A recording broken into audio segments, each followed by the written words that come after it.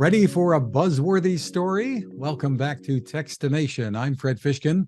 In this episode, we're taking you to Parker, Colorado, and the Frangiosa Farms, home to an online program that allows anyone to adopt a honeybee. Joining us is Nick French, beekeeper and owner of the farms. Hi, Nick. Hi, Fred. How are you? Terrific. Well, it has been more than 10 years, I think, since you started the Adopt a Bee program there at the farm. How and why did this come about? Well, when I started beekeeping, I've been beekeeping now about 15 years. Um, it was a steep learning curve to get into it.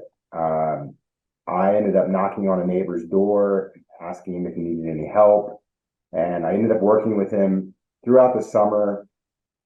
Spent 2-3 days a week working with him. At the end of the summer, we harvested about 800 pounds of honey off of about a dozen hives, and he decided he was going to retire. This guy, he'd been beekeeping for about 30 plus years and was done. And I just looked at it like, this is too much. I don't know enough about beekeeping. I've only done this for a summer.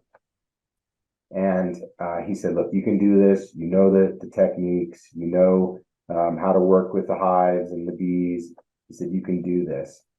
And so I kind of, mustered up the courage to get into the bees and really kind of immerse myself. And I realized that, I love working with the bees, but there is a challenge, for everyone out there that wants to do beekeeping. You have to overcome the obstacle of, well, there's a financial cost. You have to buy the equipment. You have to have the space. You have to be able to dedicate time each week. You have to get ready for winter, as we're doing now. Then you have to get ready for spring, and then you're maintaining. So it takes a lot. And I thought, well, how do we get more people involved in the beekeeping that maybe, they don't have the time, space, or energy, or maybe they're allergic, but still can appreciate the value that pollinators bring to food production and in our lives. And I thought, well, let's do a kind of a donation or an adopt a bee program where people can contribute to healthy bee colonies, establishing new colonies here in Colorado, without having to do it themselves. And that's how the Adopt a Honeybee program was born. And you've taken it online for people these days too. Yeah, it was really, it was kind of like, I don't want to say a joke. It was sort of like, I'm just going to throw this out there online and see what happens. And I created the first website. We put the program out there, and all of a sudden people started to sign up for it. And they were making these donations, and we would, in turn for their donation, they would get a jar of honey and a certificate that says they're helping to maintain healthy bee colonies in Colorado.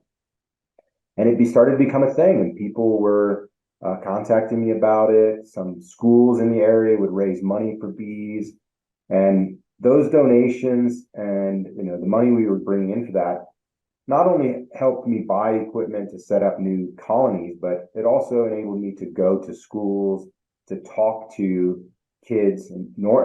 Pre-COVID, I used to talk to about 250 kids every year between the ages of 8 and about 14 about the plight of the pollinators. And so it was a kind of also an outreach program built into it. That's terrific. And of course, kids have a natural curiosity about these kinds of things that sometimes we wish more grown-ups had. So kids get it. Kids get when I talk to kids about birds, bats, bees, and butterflies and how important they are for food production, the kids just get it right away. No questions. They know, and they're all in right from the beginning. Many of us have heard about the various health and environmental issues facing honeybees and the plight, as you put it. What are conditions for them like now? What can you tell us? It's definitely still a struggle. From when I started beekeeping until now, there's definitely been this like an uprising of interest in backyard beekeeping. More people are interested. Because when I started 15 years ago, and I would go to farmers markets selling honey, And people would say, look at me like I was crazy. They say, bees are dying. There's a problem with bees and pollination. I'd say, oh yeah, there are many factors affecting them. The last couple years, we have been struggling. It's been very difficult for bees in Colorado. Locally, drought, lack of forage, competition with other insects. Like we've had a plague of grasshoppers in Parker and in basically South Denver area the last 2 years. And those grasshoppers are eating all the wonderful flowers that the bees like, clover, sages and all the different, flowers that bees really like here. But nationally and around the world, bees are battling with a lot of things. I mean, they're battling with loss of forage. And a lot of people blame GMO crops or chemicals, which are a problem. But really what's happening is, like when I was a kid, I grew up in Northwest Ohio. All of our farms had these beautiful borders around them. And it was wildflowers. It was just everything you could think of was growing along the wheat and the cornfields. As the genetically modified crops have come out and, we're using these broad spectrum herbicides, that spray drifts off to the side and kills off those borders. Those borders were a prime source of feed for bees. So that's happening. There's a couple mites that are affecting the bees themselves. There's a tracheal mite, gets in the bees' airways. And there's also the varroa mite. It's a great name. If you're going to be an insect that kills bees, your name is Varroa destructor. You're the destroyer mite. They pierce the exoskeleton of the bees, lets disease get in. They suck their blood out. They're really a horrible mite to battle with. And nowadays, like my mentor, when he started beekeeping, he didn't have to worry about these mites. Now, when I came in, I was kind of like this new age beekeeper, aware of mites and aware of, what's affecting bees. And he used to look at me and say, Nick, I don't know anything about mites. He's like, I don't know, we don't deal with them.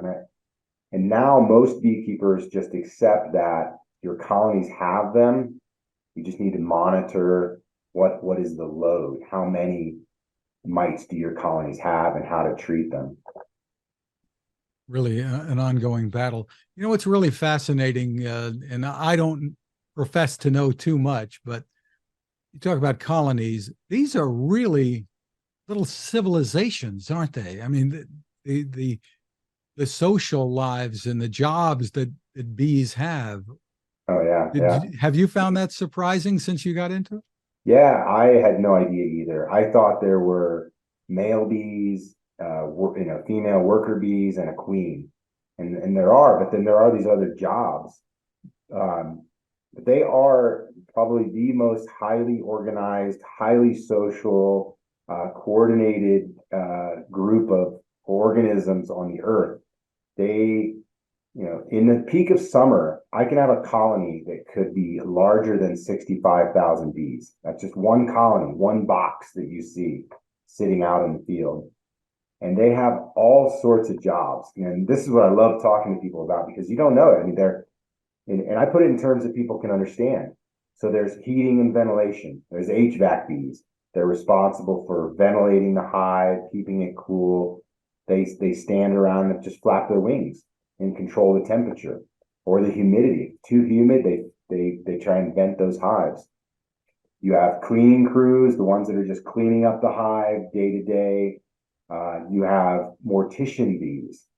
So, when it's normally bees are dying out in the field, they don't make it back. A lot of in winter, you have more die-offs that happen inside of the colony. I would sit outside by my hives, right by the entrance.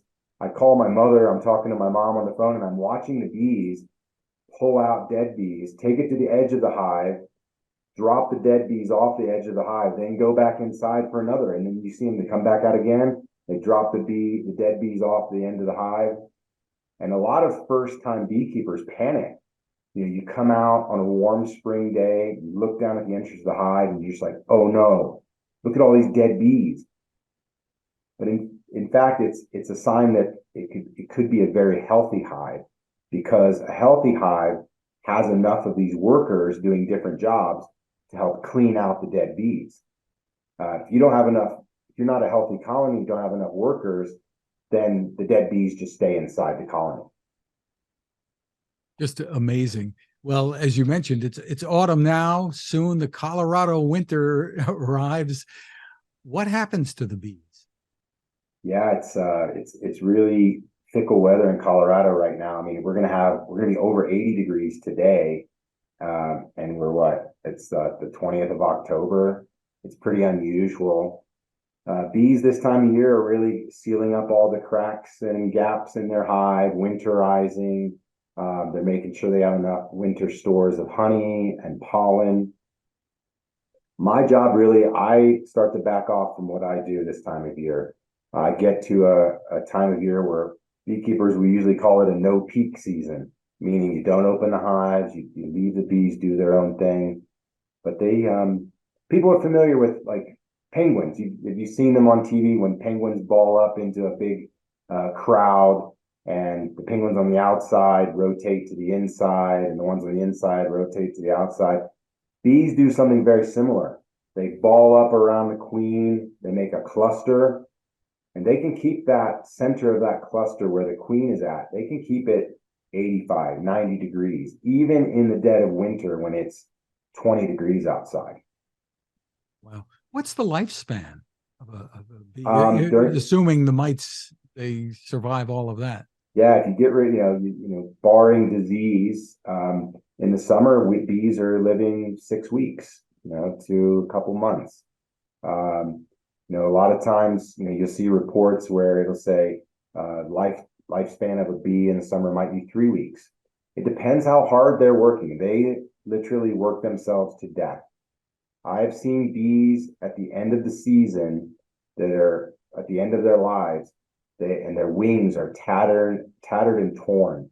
They have put thousands of miles on those wings, whereas the brand new wings have nice clean edges. But it's a struggle during the summer. During the winter, sometimes they'll live a little bit longer because they're not working so hard. So over the course of a year, you have quite a few generations. Oh yeah, I mean, you get to a point in the summer where a queen bee, can lay 2,000 eggs a day, very easily. And so you're getting a ramp up in the spring where you're having 2,000 eggs, hatching every day. And so the hives grow exponentially over a period of a few weeks. This time of year, they whittle down their numbers to a very small group, just enough to keep the queen alive and warm, do the basic maintenance. And it's really about preparing to get that queen through to the next year. And you specialize in certain types of honey that people can find online. Tell us more about what you do there. Yeah. Raw honey and wildflower honey is great on its own. At frangiosafarms.com, you can see a lot of different types of honey we do. We often like to joke around, but it's kind of meaning it seriously. We like to make honey better. Honey is such a great carrier and a great preservative for different types of things. Some of our ancestors used to preserve peaches and pears in honey.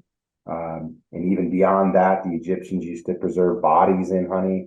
So it's a great preservative. We like to add other beneficial botanicals or mushroom extracts. We'll add a turmeric or elderberry to help build the immune system. And what's been very popular now is lion's mane mushroom extracts in honey, and then also reishi. Sometimes mushrooms can be a bit bitter, and so the sweetness from the honey helps to balance that. But you end up with a super food, because the honey is a great superfood on its own. Just terrific. That mushroom honey sounds great. And there's a kind of a separate business with the hemp honey as well. Yeah, the hemp honey was started off in 2015 when the hemp farming became legal in Colorado again. I ended up putting about 20 hives on 70 acres of industrial hemp just north of Denver as a pollination service. And then I started to learn about CBD and different beneficial properties that were coming from hemp. A lot of people don't know that, hemp is the cousin of marijuana, but it doesn't have the psychoactive properties that you get from THC. There's other beneficial properties that come from it, but those products really tasted kind of really horrible. And so I thought, well, I have a honey that tastes so good, and we have this other thing, this oil from hemp that has beneficial properties. Let's put them together and make another superfood. And ColoradoHempHoney.com has like a wide variety of those products to help people with pain, sleep, anxiety, inflammation, lots of different reasons people would take it. Terrific. And what can you tell us about the numbers of people involved with the Adopt a Bee program today? Well, I can tell you that we have set up, and I need to get my numbers right here. It's been a while. From the time we started doing this, we've estimated we've saved at least 2 million bees, either through rescuing them from being inside of a home or garages or on fence posts. We've captured them, set up new colonies. We've also created about 150 new colonies of bees just through the donations. And, a lot of that offsets losses. Every year, I plan on a 25% loss of all my bees, whether it's from mites or not enough forage for them. And so we have a lot of people across the country are doing it either for themselves, or they're offering it as gifts for somebody who might love bees, might love honey, not been involved in it, and then they'll gift an adoption certificate to their Aunt Chris or their cousin or someone, a grandfather or father, and then they get a little bit of honey from that hive and also a certificate that shows they're helping out. So for people who want to do that, where's the best place for them to go, Nick? Best place to go would be FrangiosaFarms.com. I don't know if you can post the spelling, but it's FRANGIOSA Farms, plural.com. And the program's detailed there. And it's a great place to help out. Well, congratulations on what you're doing there, Nick. Again, it's FrangiosaFarms.com. Nick French, thank you for spending time with us. Thank you. Appreciate it.